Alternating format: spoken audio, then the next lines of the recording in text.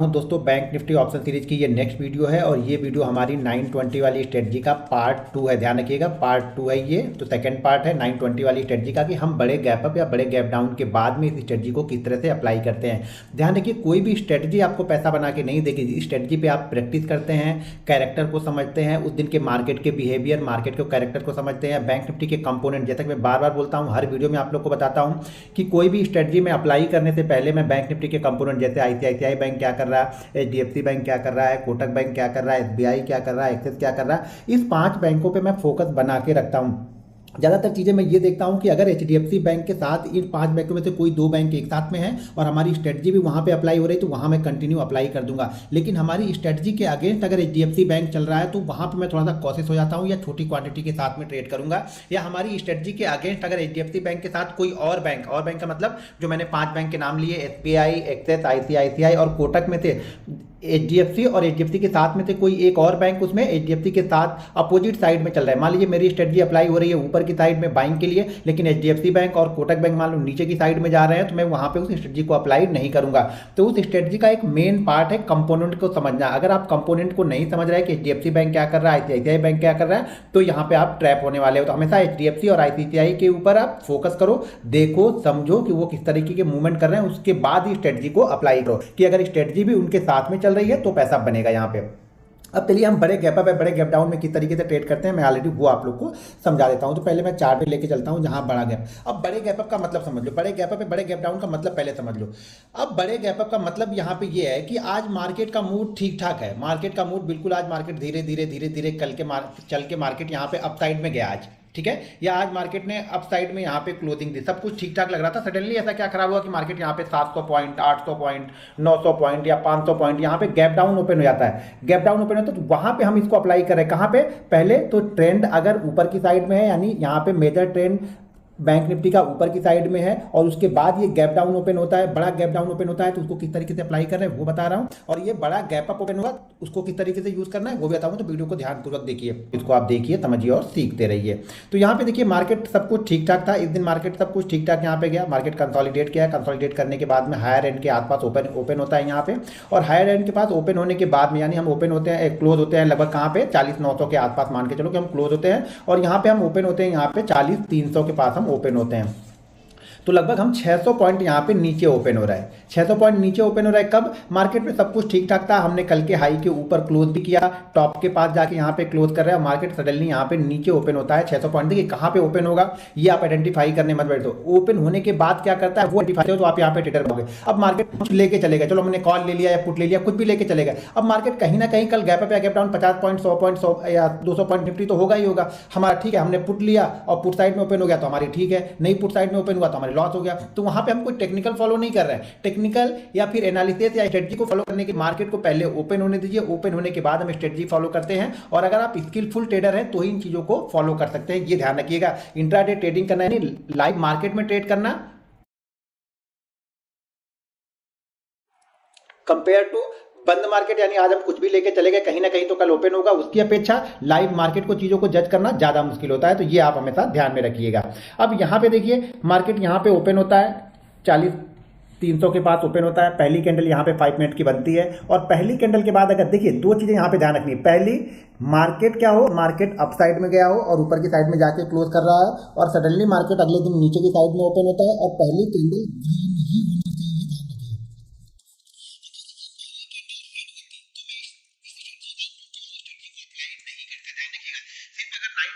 चाहिए। आपके दिमाग में है तो पैसा नहीं बना पाओगे। कंपोनेंट के साथ में अगर 920 स्ट्रेटजी अप्लाई करते हो तो पैसा बहुत बनेगा और बहुत अच्छा पैसा बनेगा, ये चीज ध्यान रखिएगा।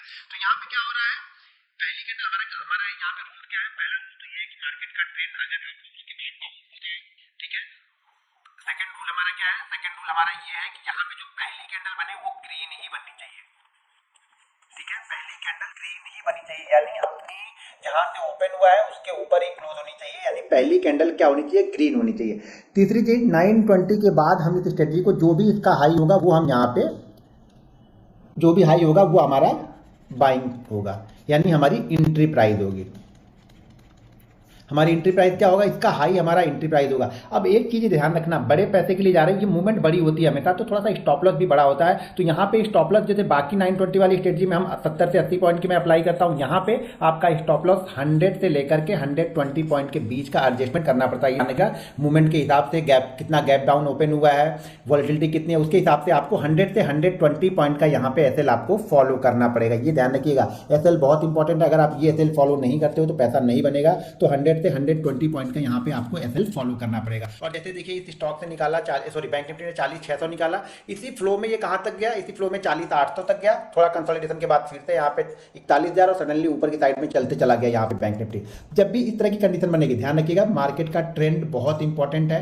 साथ में कंपोनेंट को अगर आप देखते हैं तो बहुत अच्छे ट्रेडर बन जाएंगे। अगर आप कंपोनेंट फॉलो नहीं करते हैं तो फिर आपके काम का नहीं है। अब ये क्या हो रहा है, यहाँ पे देखिए मार्केट का ट्रेंड क्या है, अप है। मार्केट टॉप पे क्लोज किया, टॉप पे क्लोज होने के बाद ऊपर ओपन होता है, तो यहाँ पे वो चीजें अप्लाई नहीं कर रहे हैं।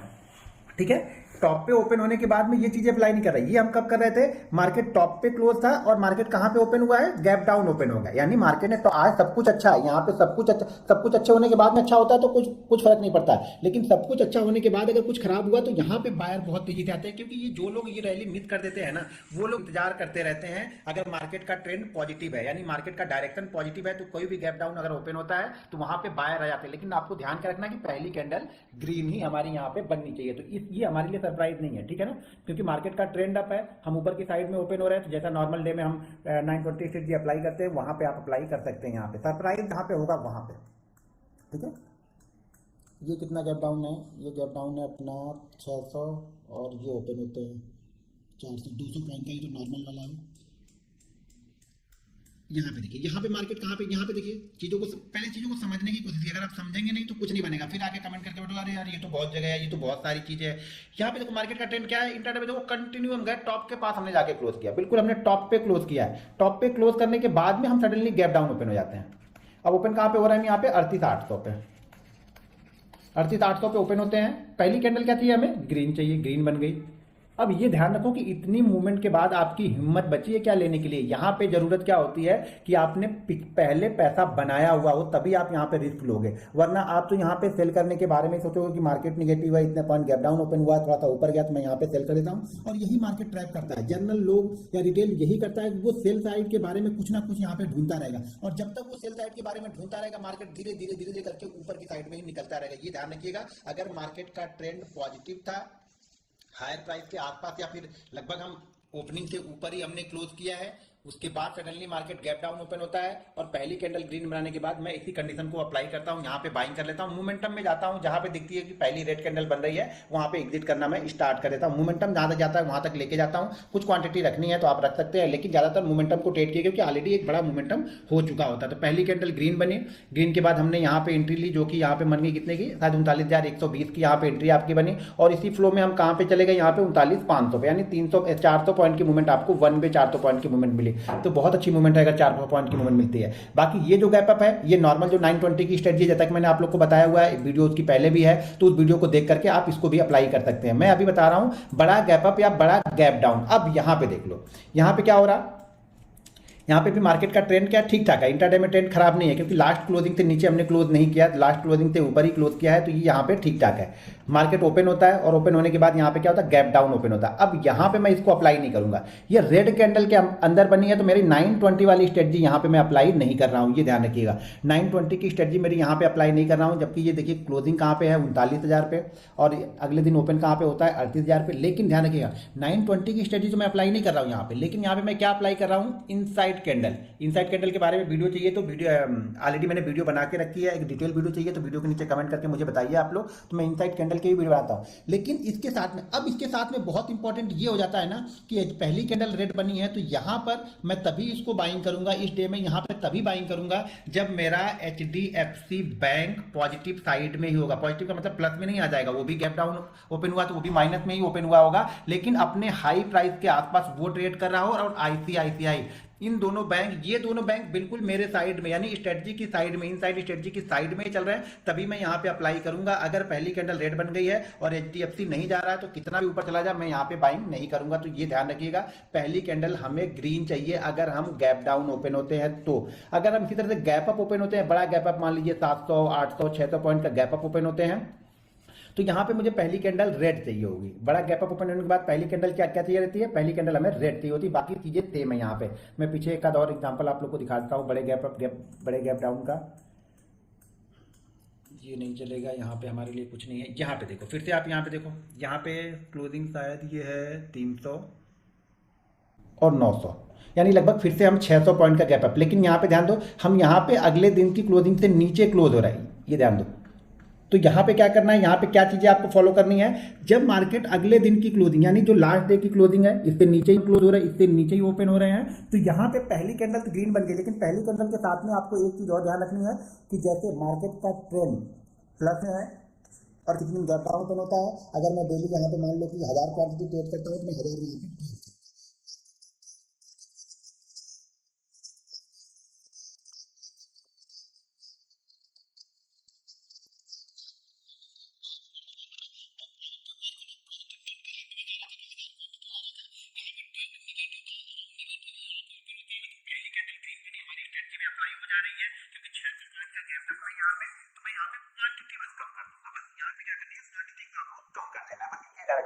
क्वांटिटी बहुत इंपॉर्टेंट है, ये चीज़ें ध्यान रखिएगा। पोजीशन साइजिंग अगर आप सही नहीं करते हो तो आपका ट्रेड खराब हो सकता है, तो ये ध्यान रखिएगा, हमेशा पोजीशन साइजिंग पे ध्यान दीजिएगा।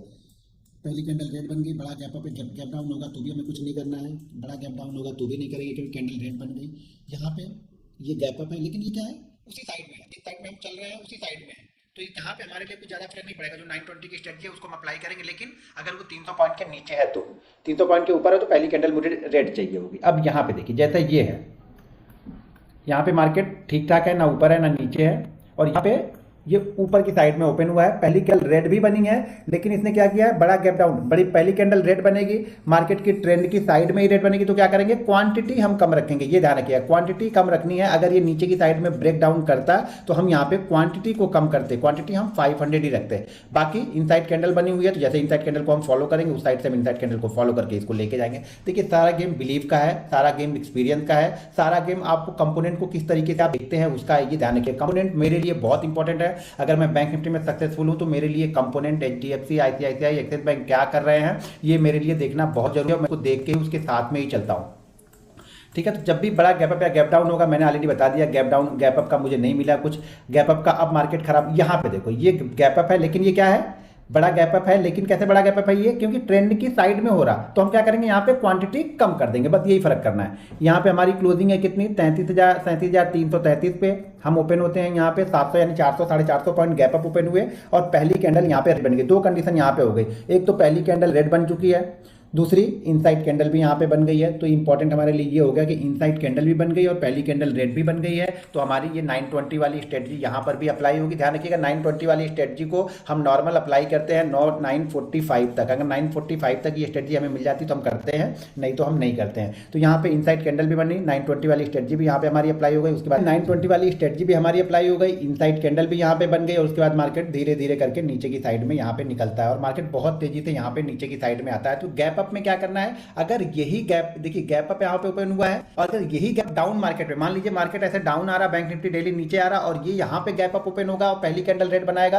तो यहाँ पे मैं फुल क्वांटिटी ट्रेड करूंगा। लेकिन मार्केट का ट्रेंड प्लस है, ऊपर की साइड में आज सारे दिन प्लस है, और मार्केट ऊपर ही ओपन किया, तो यहाँ पे मैं क्वांटिटी को थोड़ा सा कम रखूंगा, क्वांटिटी हम यहाँ पे आधी रखेंगे। तो ये चीजें आप लोग को ध्यान में रखनी है, इस स्ट्रेटजी में ये चीजें ध्यान रखनी है। तो उम्मीद है कि 920 वाली स्ट्रेटजी गैप अप या गैप डाउन में किस तरीके से ट्रेड करना है, ये आप लोगों ने ध्यान से सुना, देखा होगा। नहीं होगा तो वीडियो को 2 बार 3 बार करके आप लोग देखिए। लेकिन साथ में एक चीज ध्यान रखिए कि कैरेक्टर, सबका कैरेक्टर होता है अपना अपना। आप अपने कैरेक्टर को पहचानिए, बैंक निफ्टी के कैरेक्टर को समझिए, पोजीशन साइजिंग अपनी समझिए, रिस्क मैनेजमेंट समझिए, मनी मैनेजमेंट को समझेंगे, तभी आपको यहाँ पे एक अच्छा रिजल्ट मिलेगा। अगर आप सिर्फ ऐसे ही आते हैं, सिर्फ स्ट्रेटजी करके करते आते हैं, तो कुछ नहीं बनेगा। कोई स्ट्रेटजी पैसा नहीं बनाएगी। स्ट्रेटजी को आपको किस तरह से अप्लाई करना है, समझना है। कंटिन्यू 100 150 ट्रेड जब तक आप नहीं लोगे, तब तक आप चीज़ों को समझ नहीं पाओगे।